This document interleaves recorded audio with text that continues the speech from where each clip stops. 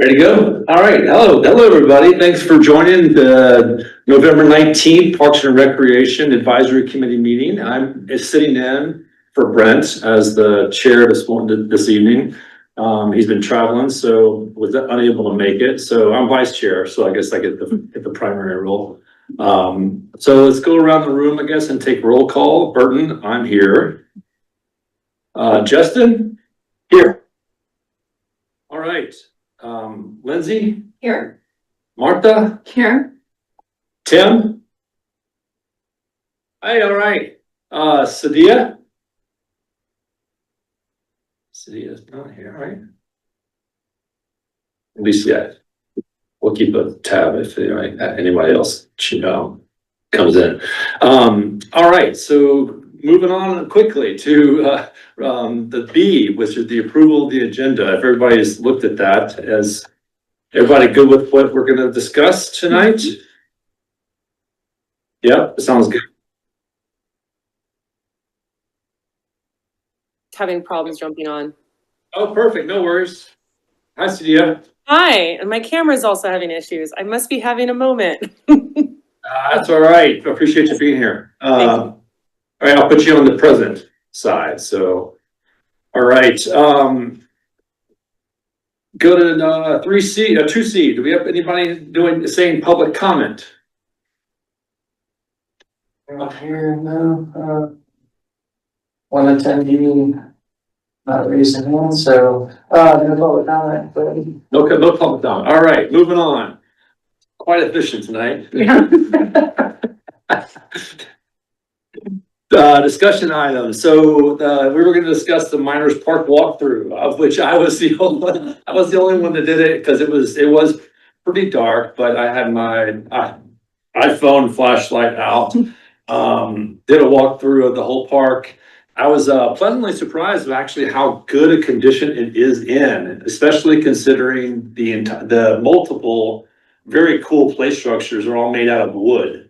Definitely some cracking wood in some places. It might need to be restained and sealed probably by next year if I had to guess, but I'm not a woodworker. But I was pleasantly surprised that actually, given that it's wood and it's outdoors, 24/7, the wood structure and the play structures are in really good condition.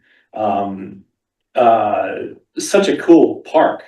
The slide actually went down as well, and Brent has made some comments in the past, and I totally hear what he's saying. It is a steep slide, and it's got a little bend in it. But I went down it, and it's quite fun. It's just like if you're big enough and old enough to get up there, you're old enough to go down it. So really cool area, and it's definitely a steep embankment of just dirt. I can't imagine what that looks like in the rain, but there's multiple ways to get up there and do the slide. And the only thing I had a wonder about was that there was a spider web that goes right next to the slide that goes up. You can climb. It's supposed to be a climbing structure that goes up the embankment. A lot of the spider web is like on the ground, and I'm not sure it's supposed to be like that or if it needs to be elevated again, adjusted so that the spider web is a little bit off the ground, because a lot of the ropes are just on in the dirt, and that's the only thing. Was that? That's not right. Yeah, I mean, it should be, they can be, I think they probably just need because you said they're all adjustable. The netting on the spider web net just needs to come up off the ground, and the posts just need to be probably tightened and lifted again. So that's the only thing I could see at that park. It's got some really interesting play structures and the tunnels that go through. It looks like a miner's park. I don't know why they called it that. Really cool though. So that's my debrief on that. If anybody has any other thing to add. No, that slide is awesome. It is fast, man. When you get on that slide, you fly down. Yep, yep. Yep. Actually, Burton, real quick, council member Mike Foster is joining us here online, so we have a Oh, yeah. council member liaison. Good evening, everybody. How y'all doing? Sorry, I missed you at the roll call. Nope, that's all right. I'm filling in for Stephanie tonight, so you're stuck with me this evening. Sounds good. Sounds good. Thanks for joining. Yeah. While we're on, do we have anyone taking notes too? Oh, do we have anybody taking notes? Anyone online? taking notes? Martha is taking notes. I guess I am. Really brief. Just need really brief. Got it. Yeah. All right, so that was the Miners Park walkthrough. Moving on to discussion 3B, Superior Park Evaluations, Project Update, Design Concepts was putting together their list of kind of the park condition list, right? Yeah, Burton, so, yeah, Tori Hancock from Design Concepts has been leading up that project for us, and she's joining us here on Zoom and going to kind of present some highlights from that project. It's already been reviewed with Leslie Clark, our director, and she's gonna kind of give you some highlights of that whole evaluation for all the parks in town. So she's joining us online. Yeah, Okay. Tori. Hello. Hi, everyone. Thanks for the introductions. I wasn't also in the roll call, but I don't think you need my vote for quorum or anything. Okay, well, I'm going to share my screen. I did send this out to Brian. I don't know if that was yesterday or the day before, so I'm not sure if anyone has gotten a chance to review or if this is going to be totally fresh. Either one is fine. I just don't want to be too explicit about what I'm sharing if you guys haven't seen it yet. So I'll kind of give you a little bit more background if that's the case. Yeah, totally fresh. Perfect. Thanks. That's helpful. All right. Can everyone see Yes. my screen here? Great. So I'm going to walk through, it's kind of a lengthy document. I'm not going to share every little line item of everything that I saw, but kind of give you some background on the project scope, kind of how we set up the evaluation matrix and targets, and then walk through some of the high level, like big things that I saw at each park. I did make recommendations for each, and then I think maybe there's one or two parks that I really didn't have any recommendations for, but for most there are a couple of recommendations, and you'll see they vary. You know, some are more acute, some are things that you'll need to consider in the next 5 years, 10 years down the road. And then at the end, I do have a kind of a little short bullet list of sort of a report card of how each park is doing, which we can look at when we get there. All right, so we'll jump in. We've got this is a printed document, and I'll zoom in to these sheets, but we've got acknowledgements here. I'm not going to read. Everyone knows these names are familiar. Table of contents, also a dry read. So I'm going to move right into the project scope. So we've got our beautiful Commons Park here. I love this photo from you guys. So the overall scope, it's kind of started off when Leslie got in touch back in July of this year and wanted help to create an overall park scorecard to evaluate the general condition of town parks.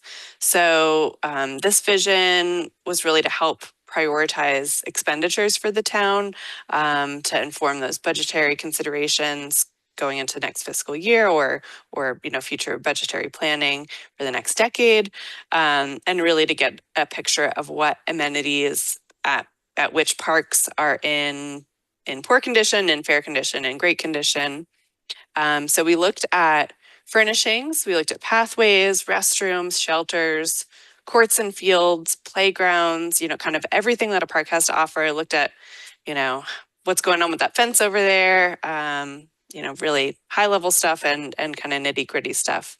I guess maybe I should also say I'm a landscape architect. That's my background here. We've done a lot of work, design concepts, done a lot of work with the town.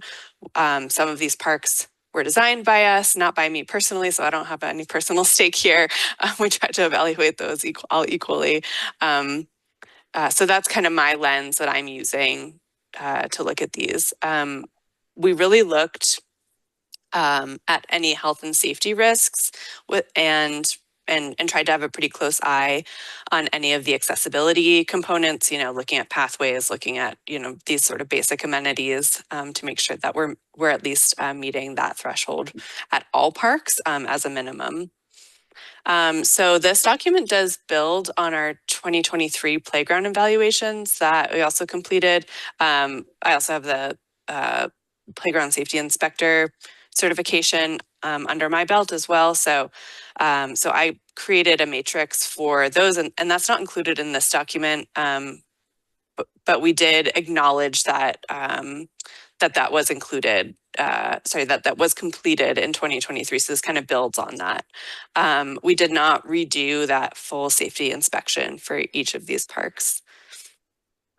Okay, so kind of building on that matrix. So this is the general matrix that I created to help look at. And let me know, I don't know how big your screen is. I'm happy to zoom in further or just kind of take it page by page. Someone will have to shout out who's in the room It's here. good. You're okay. I'm good on my end. Thank you. Us Tori in person here, do you mind zooming in just a little bit more, please? I don't. Yeah. No, that's fine. So we looked at, kind of made these categories, general access facilities, playgrounds, athletic facilities, and then general landscaping. These changed for every park, basically. Not every park has the same amenities. Not every park should have the same amenities.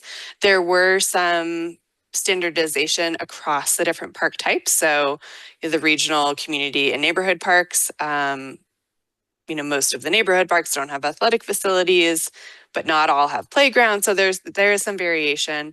But this was kind of the general list that I took out to each park and tried to assess or tried to assign a rating system. It's not always apples to apples, right? But this helped guide kind of the overall recommendation. So again, you'll kind of recognize this language from your grade school report cards. Needs improvement, meets expectations, and exceeds expectations. No kind of C teacher here, but I did include some notes where that's relevant. I also, and I know this is going to be small for you guys to read, but hopefully you'll get a chance to read that in the document either at a later date or later tonight. Included this matrix here from Jan Gell. So after checking off kind of those basic amenities that we just looked at, I looked to this well-known international urban designer and architect.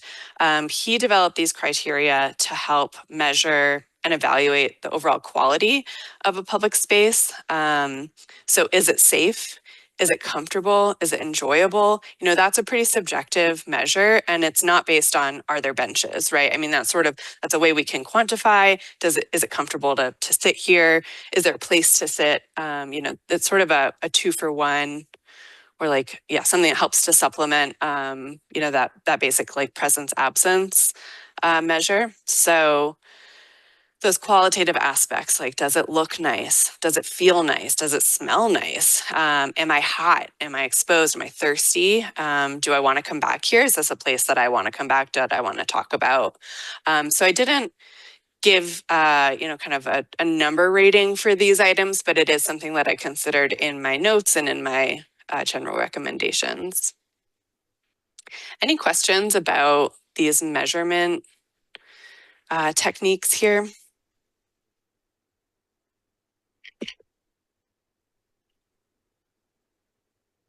Okay, so I have all of the evaluations. So for each park, there's 2 sheets. So one that has pictures and recommendations, and then one that has these quality rating kind of rubric here. I'll just kind of focus on the recommendations and photos page for each. And then, as I mentioned at the top, they're separated into regional parks, community parks, and neighborhood parks. So I'm going to assume that everyone has a basic understanding of the various parks that are in the system. There are 22 of them, so I'm going to go kind of fast so I don't take up all of your time here. I'll kind of hit on some of the big differences. So Autry Park, down off of Rock Creek. That's primarily kind of an athletic park. So a lot of different facilities for sports. So bikes, for the pump track and mountain bike track. There's skate park, there's pickleball courts, there's disc golf, and then pretty well loved dog parks. The cute items that I had noticed are related to the surfacing at the pickleball courts. So you can see in this photo, a little bit worn. I'm sure that is just due to the high use. I also noted that there were some areas of restoration that could be undertaken. So there's some erosion happening adjacent to the pump track. I'm sure this is probably due to, I don't think that there's a lot, maybe irrigation out here is my guess. It's also just erosion due to use. So something to consider if we want to kind of maintain the integrity of the tracks and the other amenities out here. That would be my recommendation. And then I also added a note about adding lighting to possibly extend the use. Of course, that's something that the town would have to decide if they want. Maybe they don't want to encourage kind of after dark use, except on these nice fall days after daylight savings when it gets dark at 4:30. I'm sure people would enjoy that. So I won't go through this for every park, but just so you can see, I've noted here, I can't really assess the parking. If there are big events, I'm sure that's not enough. It's probably fine for the day-to-day. And then any kind of notes here, and that's, again, what helps drive those recommendations. For the use of for a time here, I'm not going to stop for questions at every park, but please shout out if you've got a question or something that you wanted to discuss further. All right, moving on, community park. So this is one of the biggest parks that you guys have, of course. I'm sure that it's very well utilized in the summer, especially for all these sports, Little League events, community events. There are, synthetic, I think the only synthetic turf field that Superior has, and then the baseball fields, other recreation fields for, youth soccer, that sort of thing. Nice formalized concrete trails, concessions, and restrooms, as well as the nature trails. I did notice some cracking, some condition issues with some of the concrete, some erosion at the social trails in various areas. So that's, I think some could be really formalized to kind of help that user experience those a little bit better. Some accessibility concerns at the field, so there's no accessible way down to the synthetic turf field that I saw. So it's stairs or grass, kind of overland travel to the synthetic turf field. So that's a little bit basic. Some seating could be improved. And then some of the more acute issues were related to the playground surfacing and equipment.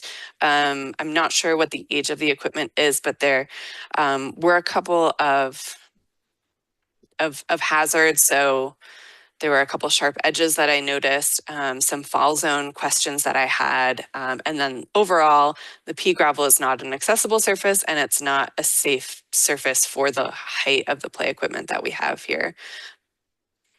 Yeah, Tori, that whole playground is gonna get rebuilt by May of 26. Is that right? Around Yes. that time frame? So that's gonna be completely replaced.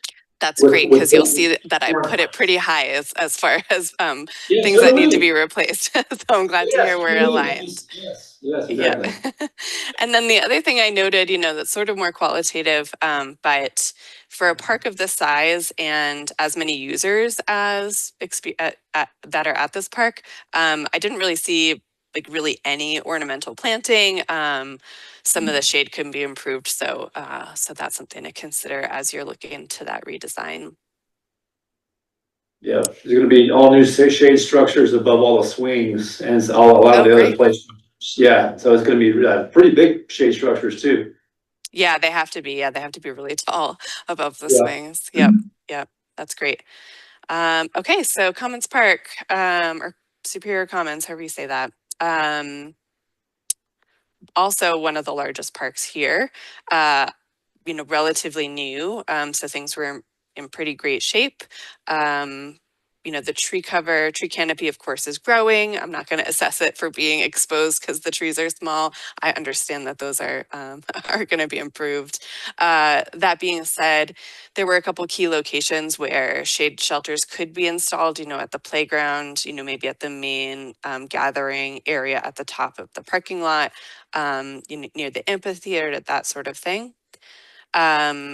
I also noticed at the playground that rubber surfacing is deteriorating in some of these high wear areas. So this type of surfacing does need to be like topped up every once in a while. I'm not sure. I think it's like 3 to 5 years, and I don't know how long this has been out there, but I think just due to the exposure and the use, some of that, like the top crumb, is starting to kind of come off. So eventually that'll have impacts to the overall like fall attenuation qualities. Overall, I didn't have many poor things to say about Superior Common. Great, it's a great park. Okay, so the community parks. Founders Park was the first one here, and these are in alphabetical order. It's not rated in terms of my favorites, although Design Concepts did design this one a couple years ago. Okay, so overall things to note here, pretty big playgrounds, big baseball field, a lot of kind of active use to this park. The accessibility at the restroom was a pretty big item on my list. So this pathway is not accessible. That's pretty low hanging fruit, just as far as making sure that basic amenities are available. And I noticed some of the shelters and seating. I think this shelter in particular, maybe there were a couple seating areas that are not accessible. So that would be, putting in a concrete pad, a concrete pathway to make sure that that shade is available to all users. And I did notice that there's one of the playground play pits doesn't have an ADA ramp into it. So again, kind of meeting that basic threshold. And then some general tree replacement to improve shading. Miners Park. So Burton, if that was you who was talking, probably getting your name wrong. Sorry. You got it right. Okay, good. When I was at Miners Park, the biggest issue that I saw is this play equipment was in poor condition. So I'm glad that you had a different experience. I know I spoke with Leslie about this, that I know that it was improved or fixed after I was out there. So this is just a moment in time, but this was the highest kind of park need on my list of any of the parks, because this is a safe, safety hazard, and you guys obviously knew that. Somebody knew that. They put these cones here in the caution tape, but the deck was coming apart.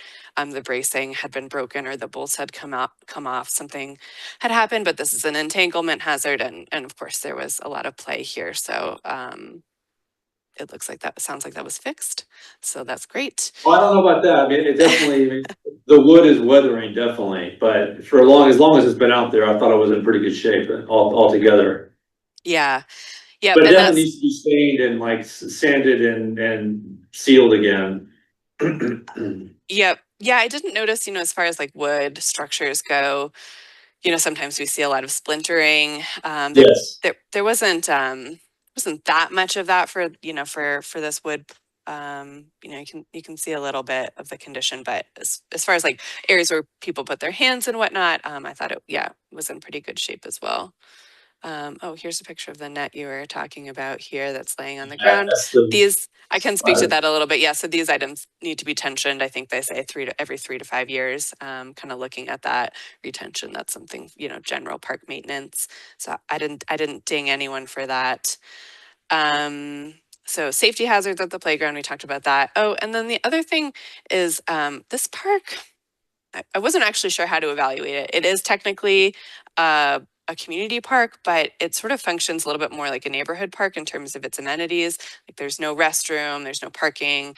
It's a little challenging to get to. I'm sure it's not, it's not an accessible park to get to. Just coming in on those kind of neighborhood pathways and sort of the bike path there. And then the other thing, we could consider adding some tree and ornamental planting and maybe some irrigation to support the ongoing health of that vegetation. So, on the, I don't know, you wouldn't put irrigation really here on the hillside, but some of those areas around the tunnels, they just get worn down because nothing's able to grow. So that contributes to some more of that erosion.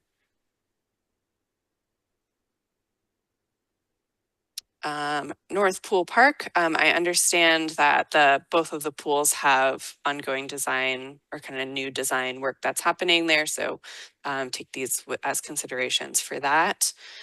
Some of the concrete pathways were the main, kind of the main issues here. There's heaving, cracking, it's problematic for accessibility.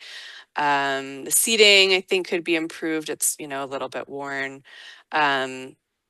This is like basic kind of maintenance thing. The windscreens need to be retied on. And then I did note that the ADA parking, I don't think is compliant. I didn't have, I don't have a topographic survey. I didn't do a full grading analysis here, but just kind of based on this picture, even you can see that there's a pretty good slope here.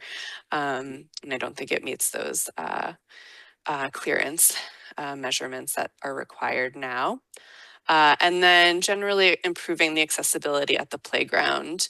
So there's no ramp here. It's difficult to access. And then I did note to consider adding restrooms for use outside of pool hours. Any playground user, tennis user doesn't have access to those once that aquatic facility is closed.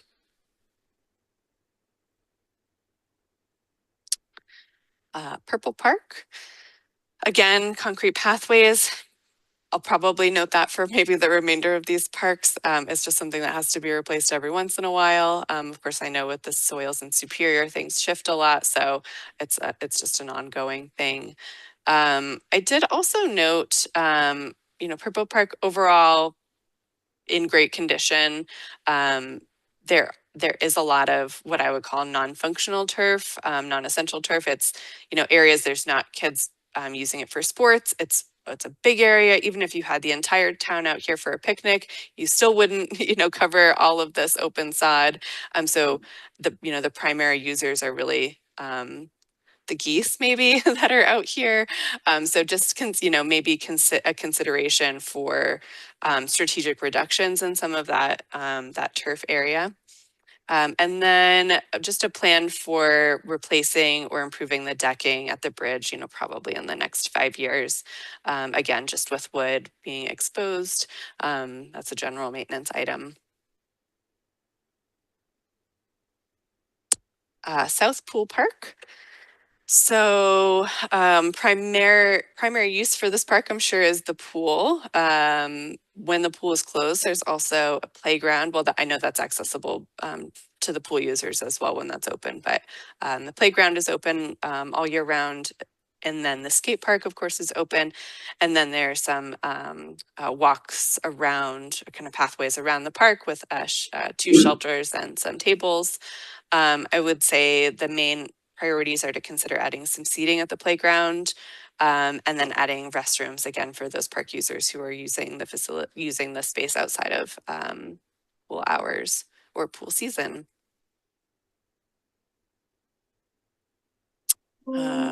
Wildflower Park.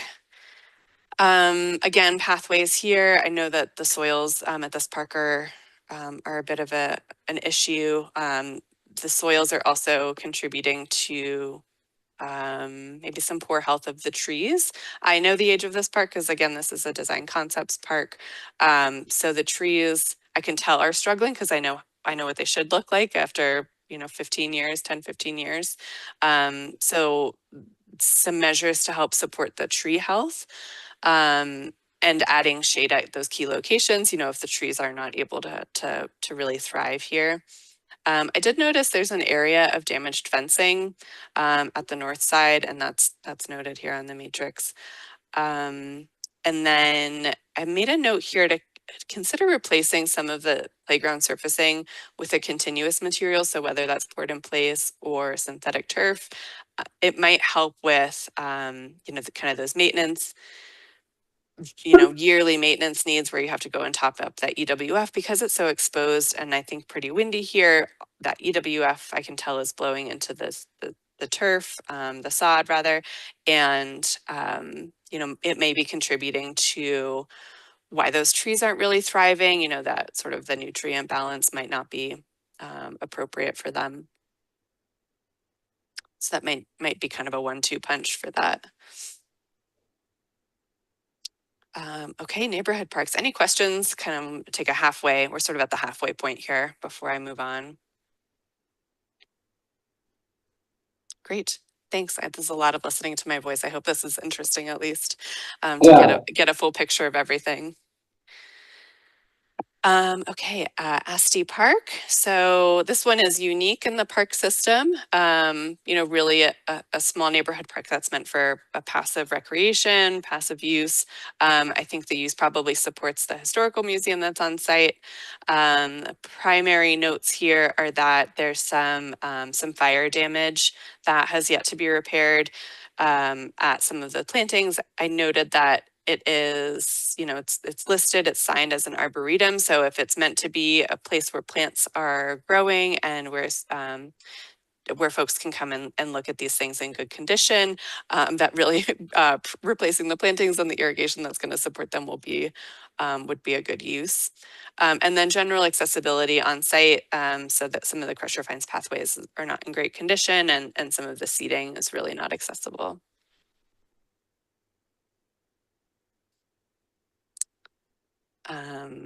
Let's see, Big Sagamore Park. So this is one of the newer or newly renovated parks. It's a nice, good structure, nice surfacing, good shade. I'm glad that those trees are in as good of health as they are, considering. I did note you could consider adding some additional shade shelter at the picnic tables because this is on the west side. I'm sure this just stays exposed pretty much all day long, and I bet those picnic tables are pretty warm even in the winter and fall months here. Cabin Park, one of the smaller parks, accessible just through the neighborhood trails. Primary users are probably just folks in the neighborhood since there's not parking. There is no ADA ramp here, so that's kind of basic accessibility criteria. And then I noted that the decking at this park is in pretty poor condition. So eventually that does rust and become hazardous. So the decks can be replaced if you're not ready to replace the equipment. That's kind of an intermediate measure. Castle Park, I think similar considerations here. The play equipment is aging, the deck is also aging, and then I noted this one is a little bit more exposed, so could increase shade, could increase seating. I think this sort of speaks volumes to the exposure here. Okay, Central Park. So this one kind of has a big asterisk. It was in construction while I was there. I know I've seen the plans. I know the components that are going to be eventually installed. I don't know, maybe it's even mostly completed now. I didn't make any recommendations based on that. I think most of what I noted was already addressed. The big one being that the pathways are probably you know, it's not 100% accessible. I know that there's an accessible route out to the cemetery, and that some of the seating is accessible, but of course, just based on the site, you know, there's that big kind of looping path that goes around the I guess it's the north side of the site. I'm sure is not accessible fully. So that's really the only thing I noted here. Children's park. So this one I noted especially as a really well appointed park. I feel like this is anecdotal. This is not included in my kind of official assessment, but this I think would be a great model to use as, you know, kind of what's at this park, the types of things that are at this park, the size of the park, the overall features for any park improvements going forward. Just because it's got a really nice variety of play features for a range of users, you know, the two different sides of structures. They're just the play features in and of themselves are challenging for a lot of different, like even I can find challenge on those structures. I think that's really nice. Good shade with the shade shelters and the mature trees. Nice site furnishings, so well spread out. Yeah, kind of a lot of things for a lot of different kinds of folks here. One thing that I did note is that there's no accessible route to the picnic tables. So a couple of parks have this, like new picnic tables. This isn't a picture of like an ADA table specifically, but I think the ADA table is like just off the screen here. But there's no way to get there if you're in any sort of mobility device. That's not off-roading, I should say, which technically is not accessible. Circle Park. So this again is a little bit more unique with the neighborhood parks. It is primarily open turf grass. There are a couple of picnic tables here. I saw a couple of folks walking their dogs. There's no shade, there's no playgrounds, there's a couple of benches. I think that this would be a good opportunity to consider reducing some of these areas of non-functional turf. Again, I'm not sure how well utilized that is here. You know, some open turf is great. Kids like to run around. That's we need to have space for that for sure. But there might be some areas of strategic reduction to reduce the inputs from your maintenance staff. Fire Station Park, pretty good sized park for a neighborhood park. It's accessible by that neighborhood trail, really nice views, pretty decent seating and shade in some areas. However, I think it's not accessible to get down here. We did see some issues with heaving and cracking in the concrete. The playground, the equipment is aging, but the primary issue here is the surfacing. So pea gravel, again, not an accessible surface, and it's not safe for the size of the structures and swings that you have here. So that should be a higher priority for replacement.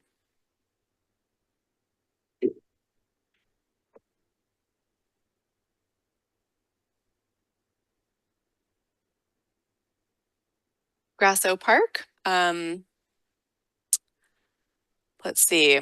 Yeah, again, another unique neighborhood park. I'm sure that the primary use here is sort of passive recreation, educational use. I think we can really lean into that. We could improve that educational signage here, improve some of the accessible site furnishings. I think some of the pathways have been improved recently, so that's great. Yeah, I think leaning into that educational component would be suitable for this park.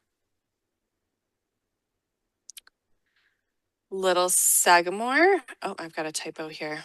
I always get them confused, the Sagamores. Let's see. So Little Sagamore, very similar to Big Sagamore, just down the block here. No accessible route at the picnic tables, although there is like an accessible seating area. And then consider adding some shade here.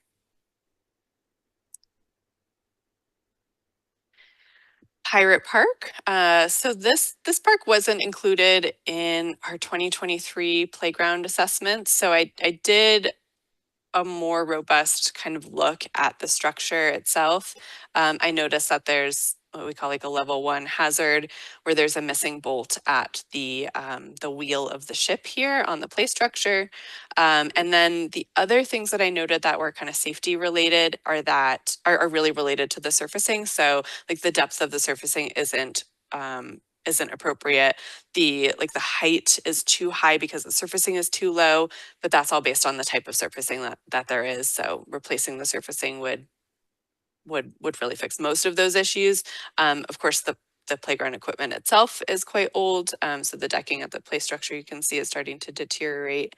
And then I noted kind of the standard things of increasing the seating and increasing the shade.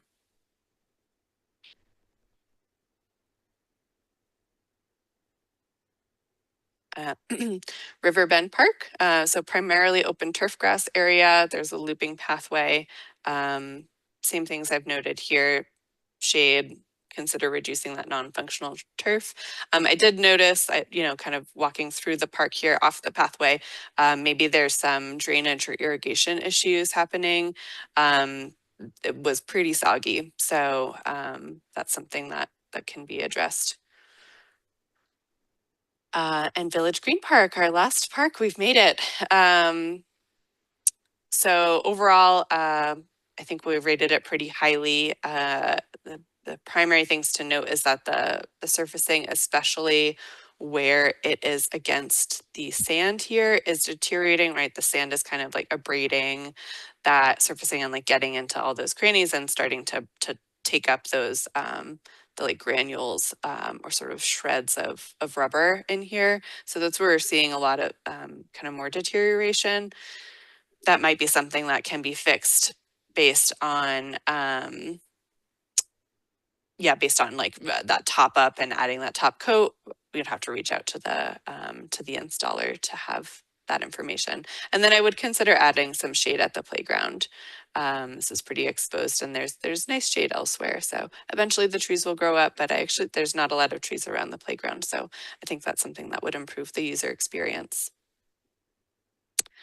All right, so overall, I'm just gonna highlight this for us all. So Miners Park. I mean, I think you guys have got this on the list. Miners Park sounds like you fixed the acute issue, so I'm going to strike that guy out.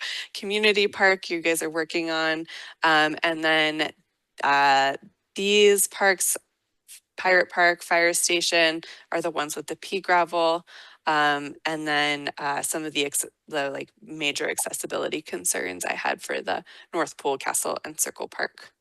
So here's the little scorecard. Again, just reiterating what I've shared with you tonight. Any questions, concerns? Happy to like dive into any of these parks a little bit deeper, talk a little bit more about methods. I have more pictures I can share. Any questions from you guys? I'll go first, if that's all right. Yeah, I think excellent observations here. A lot of the concerns that I've reported in the past were mentioned in your assessment. So, and also some really good points as far as you mentioned Wildflower being 10 or so years old. I think it's or even greater. I think it's more like 7 or 8. That's totally fine. But I think an excellent point that the trees are obviously not maturing. So, I don't know what the warranty on there is, but certainly something that can maybe be taken a look at. And some other observations. One side question. We have a thing called C-Click Fix, and those are kept in their community reports on certain improvements for the community, definitely parks included. Are you privy to that information or that summary of information? Okay. No, that's not something that's been shared with me. Okay. I guess that's all I have to say about that. There is a repository. There are issues that are reported and closed and reported back to the person that reports it, that this will be looked at as part of the assessment. So that's Great. all I have to say. Thank you. Yeah. Yeah, and it's these assessments are really a snapshot, it's a day in the life of the park. So whether I hit it the day before something was reported or the day after something was fixed, I don't know. I don't have any of that information. So I just have a note of, these assessments were completed in the fall of 2025 as a general note. Great, thanks, Tori. Yeah, thank you. Very good to see. Thank you very much. Should we keep going through? I guess everybody, if there's no questions, we can keep going. Thanks for your time. Yes, Tori. thank you. I'm gonna drop off, but you guys have access to this document, and please don't hesitate to follow up if you've got any questions or see anything that was omitted. I'd love to hear that as well. Thank Okay. you so much. Thanks. Yeah, have a good night. Appreciate it. How much of that would be used in what we do going forward in 26 for our work plan? It seems like that's kind of a summation of kind of what we've been talking about for a couple Yeah. of meetings, I mean, right? yeah, even that, The prioritization prioritization list. document, yeah. Exactly, Yeah, yes. so Brent alluded to that last month. Yeah. Yeah, so I can share that with you guys. I didn't before the meeting, but Yeah. I don't, actually, I'll check with Leslie. I'm not sure how it's gonna be presented to council or whatnot, but yeah, regardless, Yeah. I'll send it to you guys. Okay. Okay. Well, if there's nothing else on that, we'll move on to the review of debrief of the super conference, Justin. Sure. Yeah, I think, again, obviously I attended last year and then again this year. Obviously it's geared more towards the staff, of Parks and Recs, around Colorado. But it's still a lot of good content, a lot of good people attending, a lot of good sessions, keynote at the beginning. I missed the one at the end. But a lot to learn there, just to kind of absorb what other people are doing. And strategies around, communicating with with our community and, certainly reaching out. One of the summary points I put in the email I sent out a couple hours ago was, how to approach the community, right? And to make sure that, both in just dealing with the community as far as your relationships with the community and as we interact with them during, obviously we, most of us attend the events, the community hosts and, working with the community, but then also extracting, detailed information on what their opinions are. And another key point was the demographics, right? So, our being, whether you're in politics or, down to the level we're at, where we're volunteering for parks, really trying to not just, take in what the senior folks are saying, or adults, or even the millennials, but then also the youth, and I think we've done a little bit of that, kind of that outreach, maybe perhaps, lean a little bit on Superior Elementary and El Dorado K-8, somehow to extract some of that, the opinions out. One of the parks walks that we did at Wildflower, some kids were playing and we said, hey kids, what do you think of this? So I think that, kind of reaching out and making sure that we're touching on every demographic, when we are fielding, surveys, both informal and formal. So really, really important. But yeah, it was a good experience and I would recommend it. Well, thanks for going. That's huge. Yep. No problem. And it's not a bad place to go, right? Visit, right? Well, it was a little rough. I did a lot of walking, because the joint I stayed at was about a mile away. So, but the creek walk, I mean, there are worse places to walk. So, it was nice. It was very nice. Yep. Thank you. Well, that's cool. Yeah. Anybody else have anything else on that? No? No. Well, thanks again for going on that, Yeah, Justin. All right, 3D, review updated plans for South Pool. Yeah, so, Jordan Hayes, our project manager is here with us.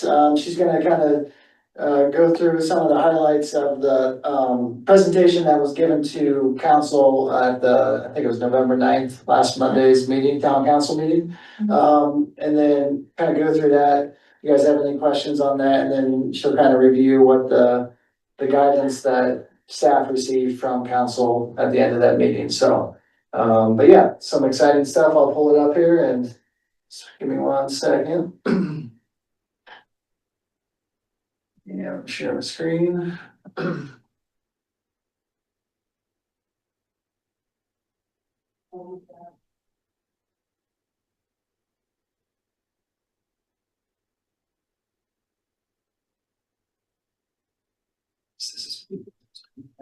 Yeah. Let's work, Jordan. Okay, cool. Yep, all right, well, thank you for having me tonight. Like Brian said, this was presented to town council on November 10th. You'll have to bear with me a little bit. I did not create this presentation. This was from our design firm, PRS. So I'm not as familiar as Mary who presented it, but I'll do my best. So we kind of started things off with just a review of the community input, which if some of you remember, we did kind of back in April with BRS. And we talked about both pools there. So they just kind of highlighted some of the main points that people pushed for, gave us that feedback: new water slide, warmer water, kid-friendly parties, locker room. The locker rooms are quite large, so we got a lot of feedback that they could be more efficient. More shade, of course, and a splash pad.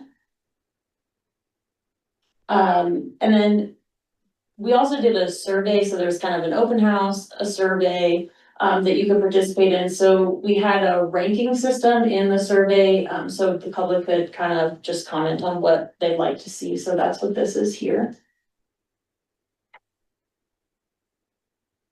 Same thing here.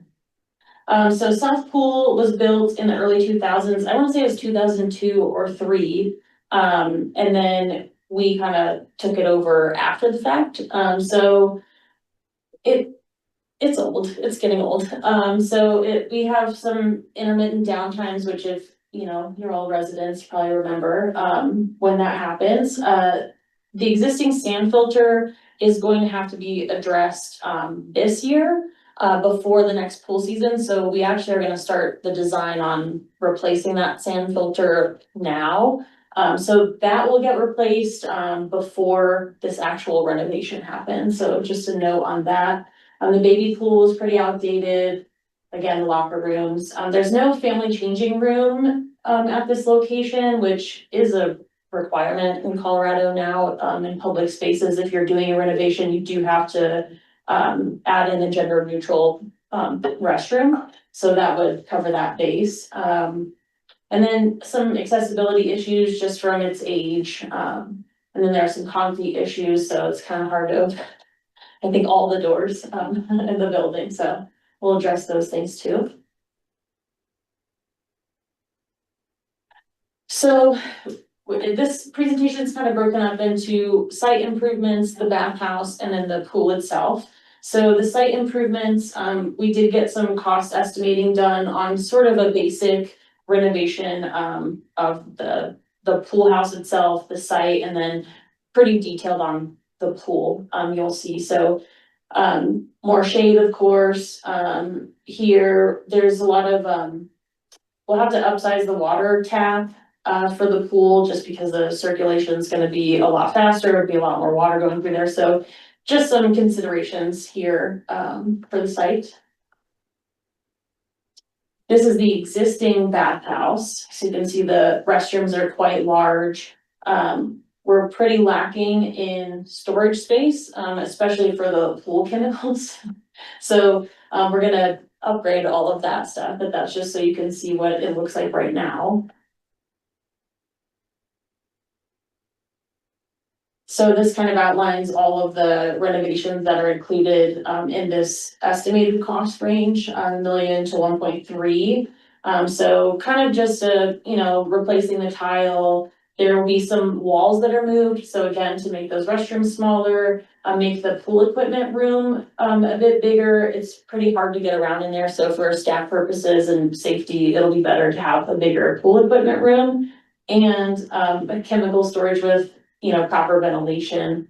Those are big priorities. We are planning on making it so when you come through the lobby, you are able to access directly onto the pool deck through there without having to go through the restrooms if you don't need to go through there. You can see the family changing rooms kind of taking up some of that space where the men's locker room is.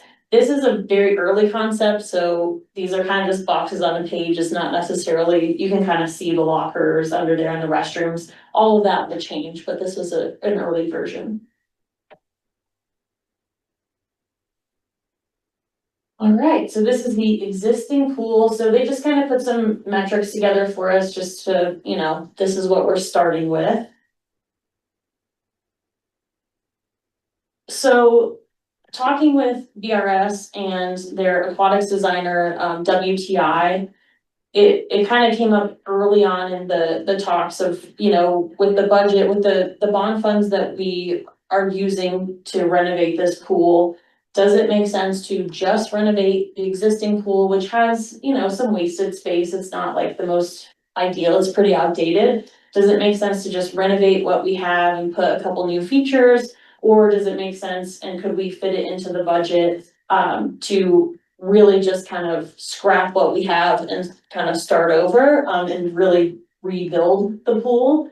So this is showing like a very basic, just if we replace, you can see in red below, the 600 square foot splash pad in place of the kiddie pool, so where the circle is down below. Every iteration you'll see has that same 600 square foot splash pad. And then replacing the slide, you'll see that throughout the various concepts, but yeah, this is just a very basic version. And feel free to stop me anytime if you have questions. But this thing, sorry, Yeah. to interject, this thing that appears in all of them is a run out slide, right? 25 foot. Yes, 25 feet high, and it does not dump into the pool. It is a run out slide, so and the way that they're trying to design it in all of these versions is that it won't require the pool deck size to increase. It can kind of hang over, the landscaping there, but they're trying to fit it into the current footprint of the pool deck. Would this be in addition to the existing slide or? No, so that slide That's will going go away. That one is 12 feet high, the current slide, and I think that's from maybe the top of the water line. So really the actual slide that's on the deck isn't even 12 feet high. It's not in the best condition. And, Yeah, we think with the renovation, we could do something a little more exciting. Yeah. For the pool. This version, so this is the first version of the full renovation, so really just ripping out the existing and replacing it with something brand new. So you'll see on that left side, that's the 0 depth entry. 3 lap lanes around the right side, and then a sun shelf, which I think it's listed down below in red. Those are all of the features that you'll see on the various concepts. We do have a price for that somewhere, but it's not in this version of the presentation. I think it's in the PowerPoint, but regardless, the sun shelf. What is that? Yeah, so it's like, it's something you probably have seen at like pictures of a resort or something. So it has the lounge chairs in it. That's what those little rectangles are on the right side. So it's really shallow water, but you can kind of just relax there theoretically. okay, it's like, okay, so it's like a really shallow Yes. shelf. Yep, in the pool, exactly, okay. yes. So that's what you'll see there. So it's really, this 0 depth entry would take up, quite a bit of space, and then the lap lanes is pretty, pretty basic. Again, the splash pad. This is the next level up. This pool has the 0 depth on the left side there. You'll see some kind of shapes that are a little mysterious. Those are play structure. That's like a little play structure that's in that 0 depth entry section of the pool. So for instance, there are some pictures at the very end that, some reference pictures, if you can't visualize it, but like little smaller slides or things that kids can kind of climb up some stairs in a safe way and just, have some extra activity in the 0 depth part of the pool. Then there on the right side there, just a more like leisure pool area, just additional area to swim. And I believe on that side, that top right kind of rectangle that you can see, I think there is like kind of a bench that goes around the outside, so there would be seating along the outside, not like the sun shelf, but just kind of more, probably it's a couple feet deep or something. And then the swirly picture there, that would kind of have like a little seating area and these like restorative jets, which would, you could sit under them and they would splash water like on your back, so. And so that is same, laps, same amount of laps that we, have on all of the other versions. This version shows a 30-foot water slide. So they did show the pricing there that's more expensive than the 25-foot, slide on this version. And this is just kind of the updated version of that shows on this bottom part of the pool, this heated hydrojet alcove, which is kind of like a hot tub, but it's connected to the pool itself. Which sounds really cool. We had some follow-up, we had some questions from council on this, like how much warmer would it really be? We did follow up with the aquatics designer on that, and it would only be 3 to 6 degrees warmer. It would have the jets in it and stuff, but for the price tag, you have to kind of weigh if that's a priority or not. But that's that little square down there that you see.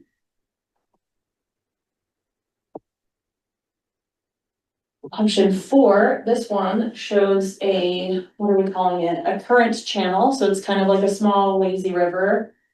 It is pretty small, so this would not be, what comes to mind where you're floating in an inner tube or something. This would be more like pool noodles or something like that. Or these are great for like river walking, classes, water aerobics, things like that.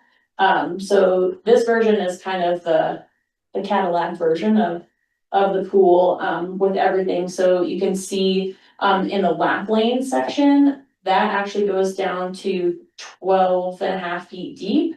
And on that right side, you can see there is a diving board. So that's what's shown here and the price down below, to add in that diving board. We did get some feedback that it's a little bit choppy, with these walls that are extending into there. So the aquatics designer is looking into how to reduce some walls anyway. But yeah, that's this expensive version. One thing, right, Jordan, just, all of these have a splash pad essentially. Yes, they all have this Replacing the 600 square foot, yeah. Oh, so the baby pool? Yeah, the baby pool would be Oh, gone right. and replaced with a 600 square foot splash pad. I think the baby pool is 500 square feet, if I'm not wrong about that. And the positive thing about if we are able to put the splash pad there, it potentially could be open outside of pool hours, so residents could have access to the splash pad, early in the morning or, potentially later in the evening. I'm not sure how much later, but earlier for sure. Yeah, opportunities for birthday parties. This pool doesn't open till 11 for open swim, so during the morning, like swim lesson time, we could potentially open up the splash pad area, or programming for that area as well, or just drop in usage, so.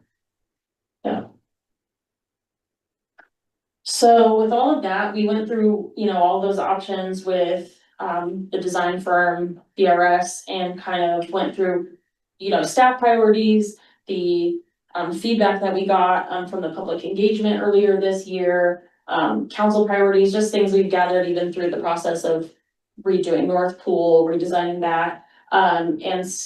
We came up with this staff recommendation for council that we think includes, the best version of what we have without going too over the top. Talking through the diving board, for instance, it is a nice thought.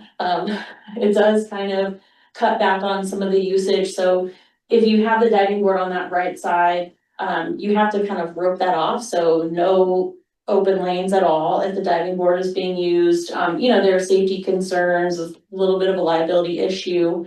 So kind of just weighing that out, staff decided that our recommendation would not include the diving board, but keep the current channel, keep the nice zero depth entry with the play features, keep the laps, and then again, like I said, the aquatics designer is working on cutting out some of those walls so it doesn't feel quite as chopped up. Was there also feedback, Jordan, to still potentially consider that alcove? Yes, Yeah. so there were a couple of council members who said that they would like to pursue it if, you know, if possible, if we could add it into this staff option, so you know, we got back to council on Friday, we kind of sent out an update with what we're sharing with you all, but again, it's only 3 to 6 degrees warmer. It also can only run for a certain period of time, pretty short period of time, and then it has to kind of rest, so it can't just run all day long, it'll have to be managed. And then with this being such a kid-friendly pool, there would probably be a lot of, you know, having to keep kids out of there, if that's, you know, the way we went, so I think just, again, like the liability issues potentially, it is a little easier to maintain, we found out, than your average, you know, just your standalone hot tub, and it's a lot cheaper than a standalone hot tub. But unless we hear otherwise, I think we're gonna pursue this version without the alcove. If there are strong feelings about it, we could potentially add it, you know, add it into the design. That was kind of the idea of doing this a la carte pricing, which you've seen, you know, along the way in red at the bottom of each of these slides, and then there is one that has all of the pricing for the different features. So the idea was just to like try to wrap our minds around how much do these things actually cost. It's nice to, you know, throw out ideas, and we'd like a lazy river that goes all the way around the whole pool, but ultimately, you know, it's not really reasonable to do that. So yeah, this is the staff recommendation, council seemed to like it. The current plan is to move forward, with that option, so there's the a la carte pricing. And this kind of is a snapshot of all of them, so you can see it's broken out by the pool, the bathhouse and site, soft cost, so that's like design, furniture, things like that. And then we're kind of that 2025 filter work there at the bottom. That's the work that we're hoping to do this year that is kind of from a different budget. So you have all the ranges down below for each estimate. Do you have a picture of the slide? Like, I think there's an example of a runoff slide. I'm having a hard time picturing what it runs into. Thinking of the Louisville runoff sign, Like but this? indoors. Kind of like this. Yep, that's it, yeah. It's just like a run out slide, I mean. Okay, that's Yeah, helpful. the one Thank at you. the top is a double version, which they gave us a price for as well, it's a lot more expensive. Yeah, than Louisville the Rec one. Center. Sorry, Community Center has one. Did someone just say Louisville? Yeah, the rec center. Yeah. Yeah. Rec Center, yeah. And, yeah, splash pad features and. And then Jordan, the timeline for this South Pole?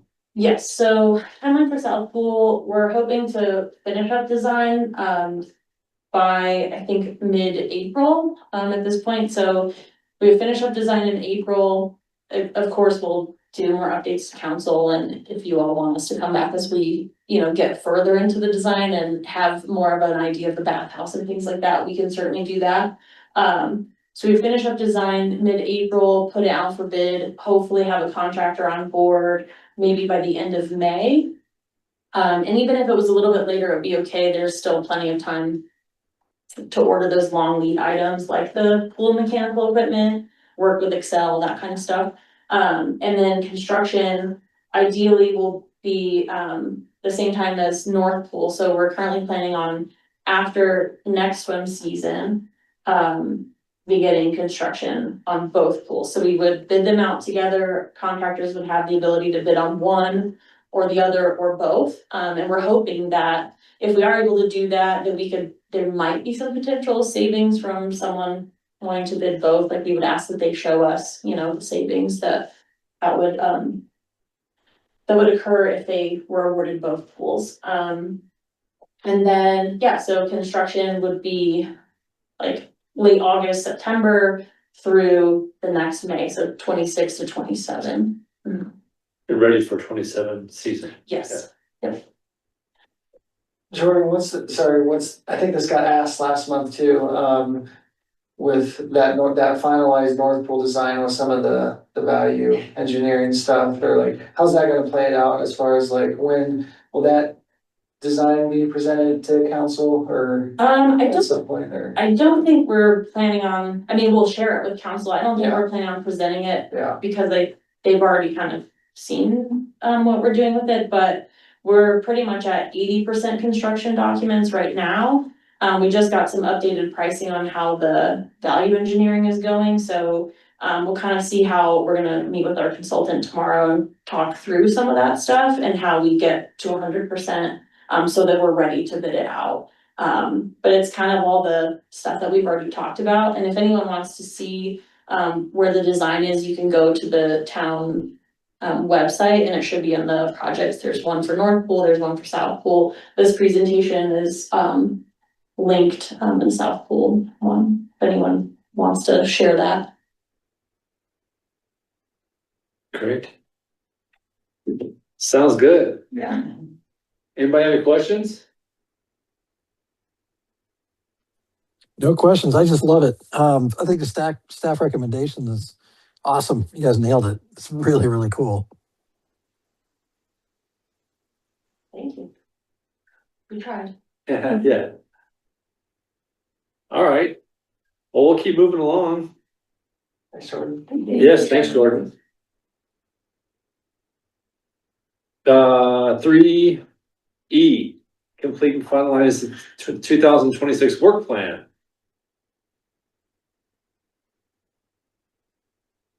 Brian's gonna put it up on the screen, so.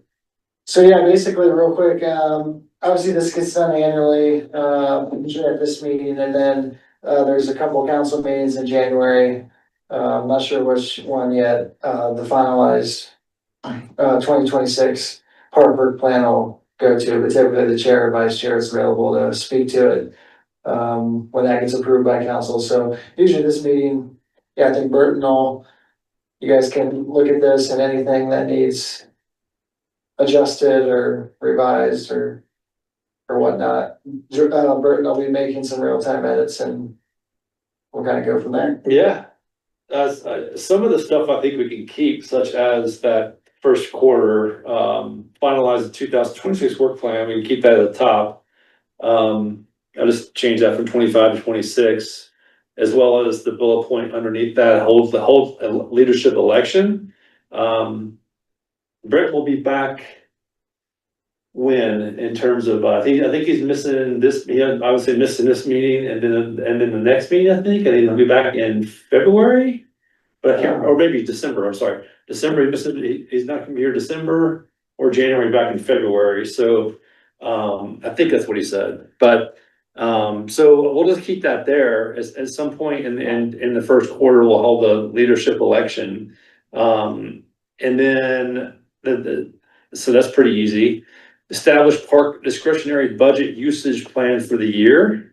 I'm not sure if you want to change that, or that seems we could leave it in there.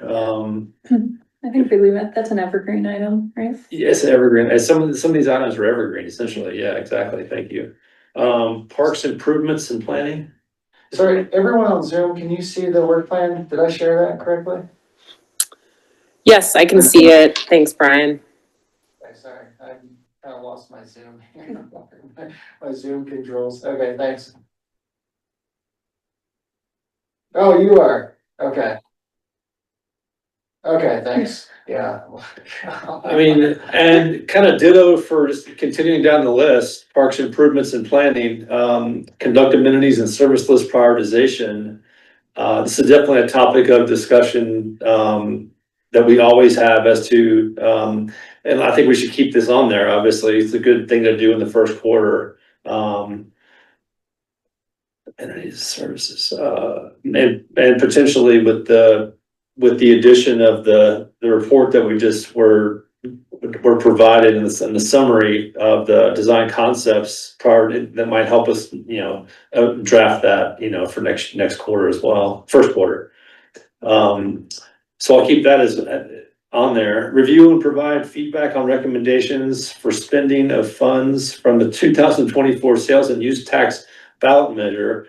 That was pretty much our biggest task, I think, in all of 25, because that's what we were doing. When we were, providing feedback on the North Pool renovation or community park, all that kind of. So that's a big one that will not be ongoing for 2025 or 26. So any thoughts on what we replace it with, or just delete that bullet point?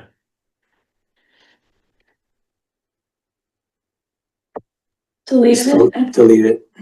Yeah. All right, deleted. Identify major maintenance issues at PARC, and that's exactly what we just talked about with the design concepts. So our work is already done for us. So 26 meetings will be very short, at least in current first quarter. Do we have, what do you think we should do for next, any high budgetary items that PARC should be aware of? I think they're depending on, there's still a lot of stuff that with the pool projects that depending on how that goes, that some additional feedback may be needed. Okay. So that's not like totally, the bulk of it is kind of getting baked into the design, but, Okay. those are just kind of some high level concepts, for some of that stuff. So I think there may still be feedback for this group. All right. The community park playground project is already kind of going. Yes. It will be, Yeah. Sure. So I'll keep that in there, because it's another kind of an evergreen thing. If anybody has an issue with that, please speak up. Community spaces, programming and planning, provide input on potential programming for new downtown space. Do we need that as an ongoing thing, or I don't know how much? Wasn't Michaela trying to scale back some of the programming going on in the town? Well, yeah, Michaela's doing, the short of it is she's, yes, more so when it comes to events, like public events and whatnot. She's kind of trying to activate the space somewhat, with some more public events, like I said, and obviously the stuff that happened, the summer markets and whatnot, all that kind of happened in that area. The programming stuff is specific, kind of what this alludes to is, stuff that we have a recreation coordinator who does our facility programs for this building and that building, so it's kind of involves a lot of the enrichment programming, the arts programming. That's happening at that space over there, more specifically in those 2 rooms on the first floor, the 2 studio rooms. And it's kind of slow going right now, but we're looking to get some arts. There's an arts business that we're looking to partner with to offer some art programming in there coming up soon in December. But Okay. I don't know, it's up to you guys. I think we're always open to feedback, and because right now it's a lot of the usage over at that building is a lot of obviously Face Vocal Band was just there, Michaela worked with them, but it's a lot of private reservation requests, banquets. Obviously the mayor did stay at Superior volunteer reception dinner. It's more along. That was good. That was good. Those events. It's a great space. Yeah. I guess the real question is programming, even though I've been with the group almost 2 years.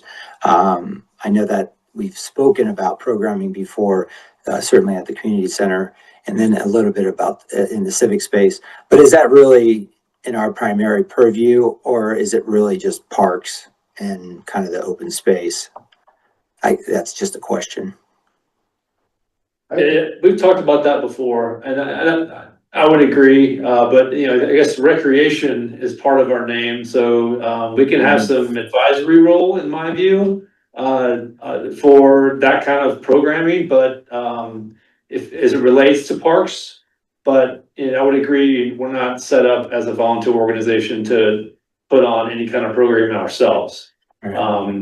Unless you want to. Unless someone wants to, I'm exactly. saying some committees do. Absolutely, I mean, that's yes. not- Yeah. Yeah, absolutely, and that's their total prerogative, yeah, if they wanna put, if someone wants to volunteer and put on a program, please help yourselves. Well, the overlap, we don't want to have any overlap either, though, right? If, you know, you mentioned on the front end of this discussion that someone else is looking at some programming for civic space. So if somebody's already wearing that hat, well, you know, no reason for us to wear that hat. So, but I'm fine either way. It's just a question, so I know what to focus on. I mean, I'm of the opinion that we, you know, unless we're asked, we can take that out, in terms of providing input. And if we're not getting, you know, if we're not being asked for input on potential programming, I'm not sure why we should have that in there as a topic or a bullet point. Agreed. Okay, so I will delete that entirely. Burton, I might just add that Councilmember Cowish has been starting a couple of community meetings to talk about Sundance that's going to be coming to the Boulder area in January of 2027.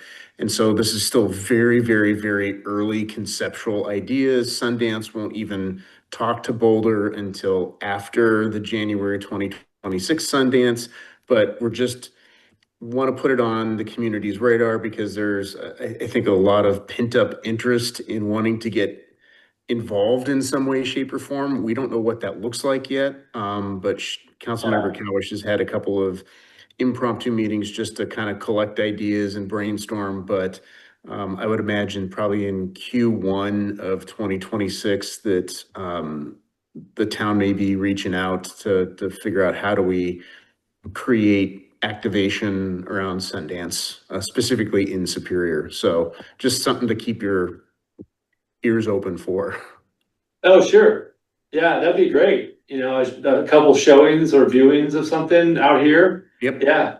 Could be. I Yeah. mean, the economic impact to Park City is $350 million and 90,000 people. So imagine that kind of, you know, 90,000 people coming into the Boulder area and $350 million of economic impact in our region. That's pretty significant. Yeah, definitely. They come out to our outdoor concerts. Yeah. Yeah. Yeah. All right. Well, thank you, Mike. So, one thing I just thought I'd put on that bullet point above that, under parks improvements and planning, a second bullet point. The second bullet point, all I did was I added leverage design concepts report to identify major maintenance issues at parks to help prioritize maintenance and make motions to address or route to concepts. I thought that was a maybe appropriate thing to put because we just saw that. So that might help us just keep that top of mind, that design concepts. I thought that was really helpful because she's, you know, we do these park walks.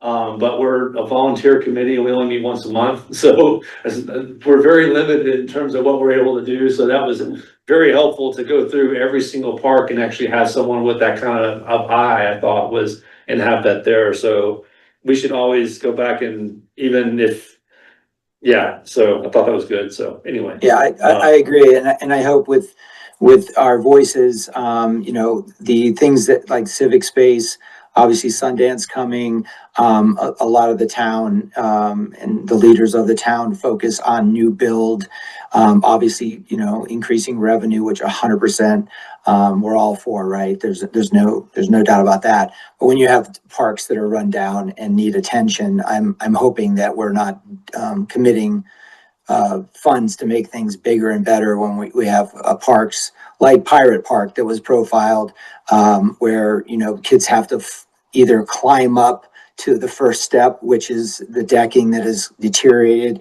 or they have to drop from the monkey bars 4 feet because the surfacing is so low. So, I mean, you know, I hope that that rises up in priority as we continue to focus on making things fancy and grand for the future, but let's not lose sight of, and that's why I'm on the committee, and that's why I'm with this group, is because I want to make sure that they gets enough attention. And obviously the town hired this analyst or consultant to do that. I think there was a lot of overlap from what I've already reported, but still very good function, and happy that the town decided to do that. But you know, my platform will continue to be, you know, let's keep what we already have in good condition and not just continue to build on, you know, newer and better things that are, you know, fancy, but don't serve the inner communities, like those smaller little parks that no one sees, you know, every day. But you know, too much focus on the grand things isn't great for the interior of the community, or the community at, you know, as a whole. So anyway, sorry, long-winded. Go ahead. No, appreciate it. Well, anybody have anything else on that? No, all right. Moving on, community spaces, programming and planning. So given that just brief discussion, should I nix that whole thing? Up to you guys. Update on programming and early Q1 from town staff. I don't. Sounds Yeah, like I think. it sounds like it's redundant to me. Yeah. One thing, like, I'm trying to remember, I do think this particular item was put on, I think it was at council's directive a while back, or obviously prior to this year, just to help to get more voices and activate in that space, so Yeah. it may not be relevant anymore, but that's. At least for parks, you know, for this committee, I think is probably irrelevant. Cause we had really had nothing to do with the civic center, right? Well, I mean, historically, yes, park has been more focused on the parks and the trails within town, but recreation programs specifically was added, or actually made kind of a point of focus a few years ago for this group. And obviously it's kind of seeing it in the work plan and whatnot, so. Yeah. But obviously priorities kind of shift throughout the year, but, Yeah. you know. I don't see this committee doing any programming. No, I think it's more just potentially advising on programs. Advising on programming. Yeah. Okay. There was, yeah, just like Brian was saying, when the budget was first kind of getting pulled back, we did try to kind of do a little more advising on programming, but it seems like that's kind of backed off quite a bit. Yeah, I just don't know why we should leave this on for our work plan next year if we don't really know if there's anything that we can do. If there's something that we can do, I'll leave it on there, but you know, otherwise I see no point to it. I think well, Michaela's doing a great job. I think it's like there was some community feedback around wanting more food trucks, like a food truck Sundays and things like that. And I think it was more directional. Yeah. Well, I'll leave it on there if we want to continue talking. I just don't know. I mean, That doesn't matter to me. or change it. I don't know. Yeah, just footnote it and we'll, you know, circle back. Okay. Good question mark. If anybody has any further thoughts on that, I just let me know. Collaborations and miscellaneous. Explore potential collaborations with community partners for programming.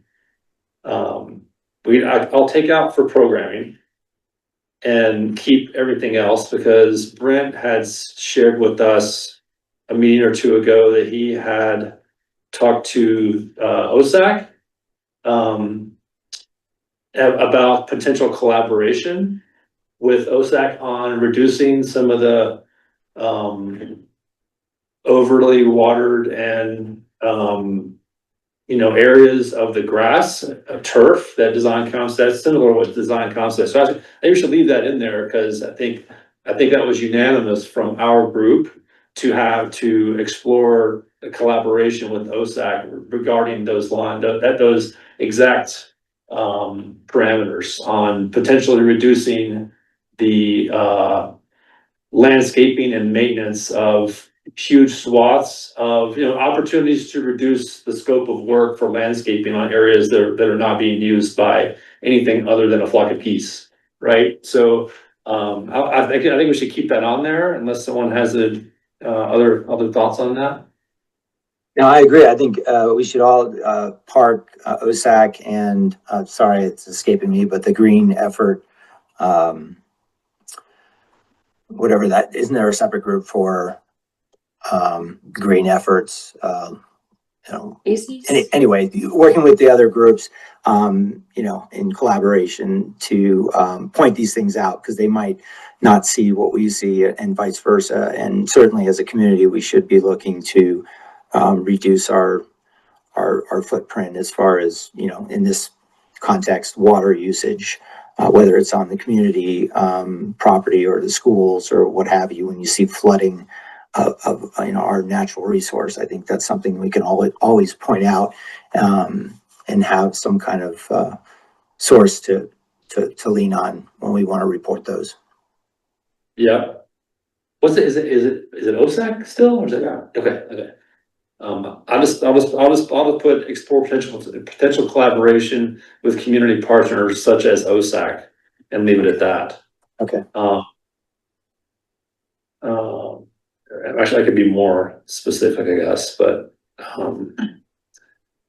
let's move on. Second quarter, administrative budget, offer final budget recommendations to town council for 26 based on amenities and services prioritization.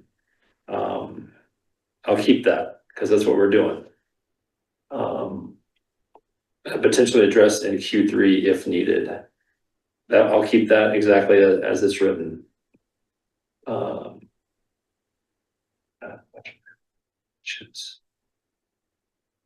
Is that about right? Keep that the same? Yeah. Next bullet point, continue Prost master plan implementation. That sounds like something we should keep because we just went through that a couple meetings ago, right? What's Prost? Prost master plan, parks, recreation, Yeah. space and trails. Yeah, that was done a few years ago. Okay, we'll keep that in there. Provide input on the town comprehensive plan. We did that. Should probably. Is that an ongoing thing? Yeah, I mean, some of these things aren't meant to it's a good, I guess, good guiding document. I mean, obviously, it's not necessarily intended to complete every single thing. Yeah. For the year. The comp plan is gonna get presented to the community, I think, in December, and then it's supposed to come before council sometime in January for adoption. So that item will be done for the next decade. Right. So I should probably take it out? Is that what you're saying? I think it's safe to take it off for 2020. Okay. Yeah, for 26. I agree. Done. Park and Town Council meeting. Second quarter, is that always in the second quarter? Yeah. Okay, all right, Yeah. keep that. Identify CIPRA conference attendee. Anybody want to volunteer next year? A little early, but I'll be the backup. I'll always be the backup if no one else can make it. That's very nice, Justin. Yeah, early birds December, but I think I'm sure we have plenty of runway to worry about that. Yeah, I think so. All right, moving on, parks improvements and planning. Identify, scheduling, and desire. We'll continue those walks unless someone says otherwise. I kind of enjoy them. Kind of like this. I like, we'll keep those in there. That's kind of one of the things we do, right? As this committee is just but maybe we can dovetail on the work that was being done by Design Concepts and find something else. I don't know. I think it's something we should continue doing because it's kind of fun. Maybe, yeah, focusing on April through September or October, I think. As to your point, you're in the dark, so that makes it a little tougher. But and it's just nicer, yeah. The summer, spring, summer, fall weather is nice to take that little walk and still be in the light. So maybe focus on it starting in April. That's my opinion, anyway. Yep, sounds good. I'll keep that in there. Identify issues with parks that could be improved but are separate from regular maintenance. I'll keep that in there. Yeah. Similar to what we talked about. Yeah. Discuss equipment caches idea to provide ready access to recreational equipment at parks. Is that the front desk? Yeah, the front The desk. front desk idea? I like that. Like both front desks. I think the community center and the civic space. Front desk equipment cache. All right. Is that being implemented? Or is that, it's not gotten approved, right? It's being Well, I think planned. last update was we're gonna have to wait till after the front desk renovation happens here, Yes.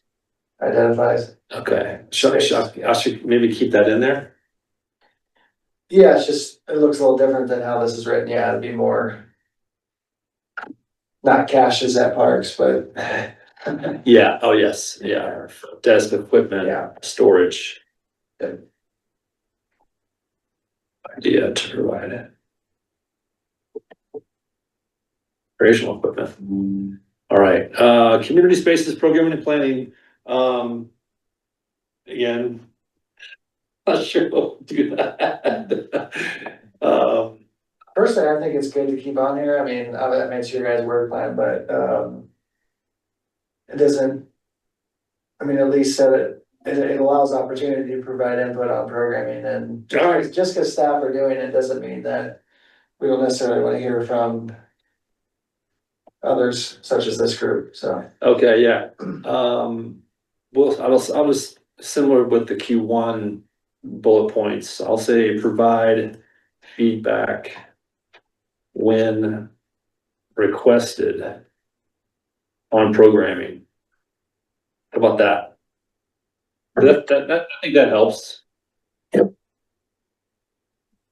I'm gonna put that down here in Q2 as well. Review.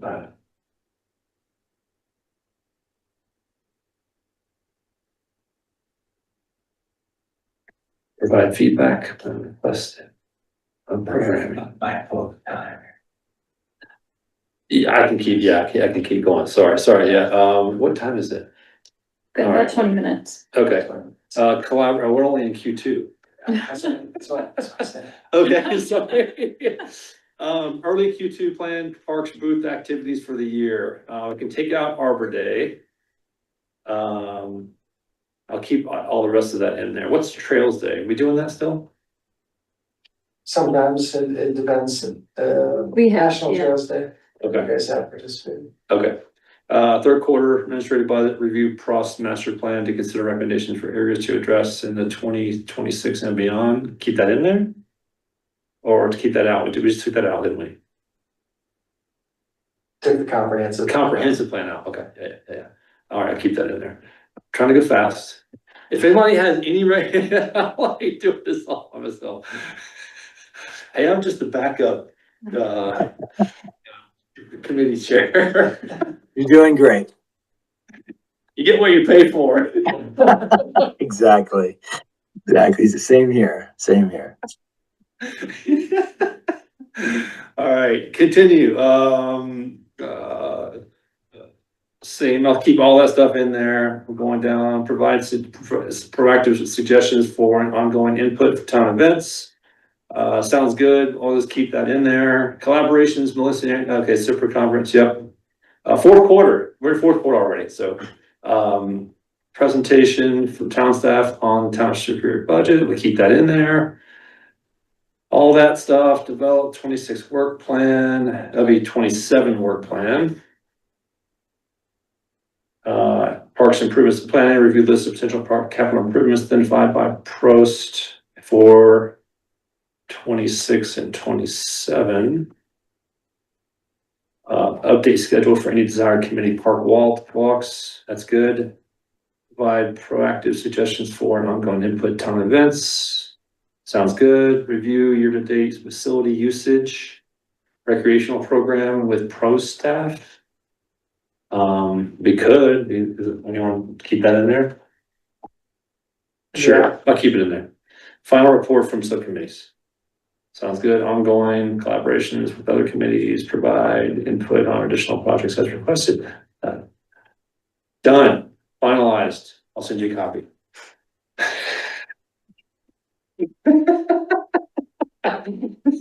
What's next? So, all right, 3F, Park swag water. Yeah, so there's $2,400 left in the park discretionary budget. Brent just sent me an email. I know last meeting he said he was gonna be the one to work with me to finalize that order. So we don't need to drill down on anything today, but I think if you guys are okay with Brent's Recommendations? Yeah. Yep. I'll do that. I kind of replenish that stuff. Yep. All right, 3G, park end of year dinner in December. I'll be here. Well, I added that on there only because it wasn't on the draft agenda. And you guys do that every year in lieu of a December meeting, so that's more up to you guys. Scheduling a day to do an offsite dinner and just utilize the discretionary budget and everything's covered, obviously, except alcohol. But yeah, that's up to you guys if you want to do that in lieu of a December meeting. That's what a lot of committees do. When's the next meeting on? 17th of December. Yeah, I mean, for the discretionary fund, there's 2,000 right there, for our dinner. So I think you can cross that item off the agenda. Of course, I'm kidding. Yeah, the 17th, I'm open as well. I'm open.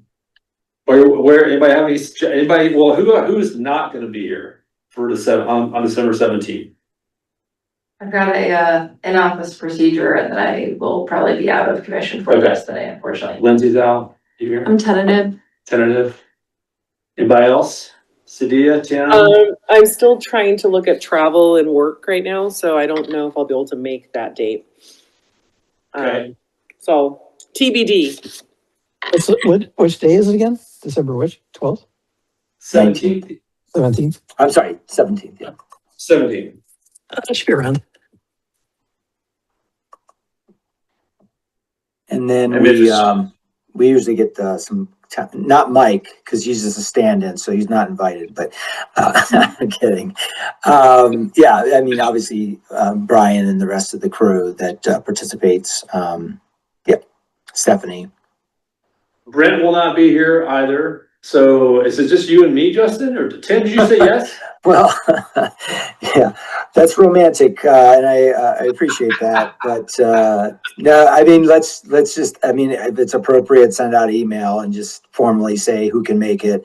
I mean, we could choose another day too, if it we can get a better population. Yeah, whatever. It's not my show. So, but it was a nice event last year. We had, 8 or 9 or so people. We met at the Italian Joint by Safeway. I thought it was great, and I 100% support any restaurant in Superior. But yeah, it's just Burton and I. Yeah, I don't know. Now we're down to 1,500. So I guess we could go to Aspen for that. Yeah, Beaver Creek or Four Seasons. Yeah. Make sure you're down. Yeah, exactly. Whatever. I'm open, but I think get a consensus, and Mike included, get a consensus. I think. I thought I chased him away. Get a consensus. Everyone's invited that has any. Well, I don't know why I'm speaking, but anyway, my opinion is anyone engaged with PARC, including Mike, that, you know, they be, fielded the opportunity to attend. And if, you know, if we can only get 2 or 3 people, then I'll let you, Burton and Brent, decide, if we just nix it. Yeah, Brent's not gonna be here, so. Okay, well, then he doesn't have a vote then. Yeah, A date, you know? Yeah, would you be able to do like the day before? Yeah, yeah, Tuesday? Yeah, whatever. Okay, I can send out a survey, I'll take that. That'd be Okay. awesome. That'd be Thank awesome. you. Thank you. Yep, all right. just let me put it in the notes. No, I'm good.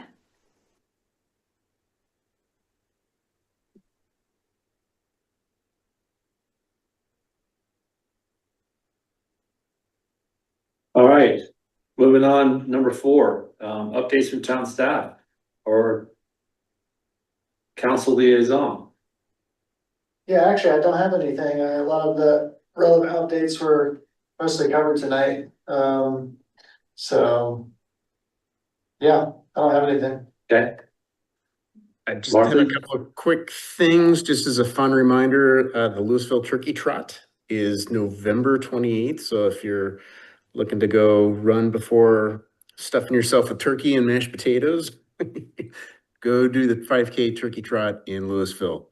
The town is still awaiting the final development plan for the food court that's proposed for downtown Superior. And we're still optimistic that that could come in anytime between now and the end of the year. And Bigsby's Folly is also still really eager to submit plans to get that restaurant built out in downtown Superior. So I think the town council and Ellen, the economic development director, are waiting with bated breath for those 2 developments, because I think that's really going to help activate the downtown space. But as Brian shared, big updates on South Pool and things like that have already been covered for tonight. So pretty quick update from council liaison perspective. Thanks for letting me crash your party tonight. Great, thank you. Thanks, Mike, for joining. Anytime. All right. Martha, would you be able to do summary points of the meeting? Yes. Very brief. Very brief, I can. The committee reviewed park conditions across Superior, noting maintenance needs, accessibility updates, and potential improvements, and also received updates on the South Pool renovation options, CPRA conference takeaways, and 2026 work plan. Additional items included following up on park swag, confirming end of year dinner, and acknowledging the results of a recent miners park walkthrough attended by Burton. Yes. All right. Are we adjourned? Oh, I guess we're adjourned. Hey, thank you, everybody. Thank you. Thanks, Thank everybody. you so much. Happy Have a good Thanksgiving. Thanksgiving. Thank you. Yeah, happy Likewise, Thanksgiving. yes. Enjoy. Safe Hey, everybody. travels. Bye-bye.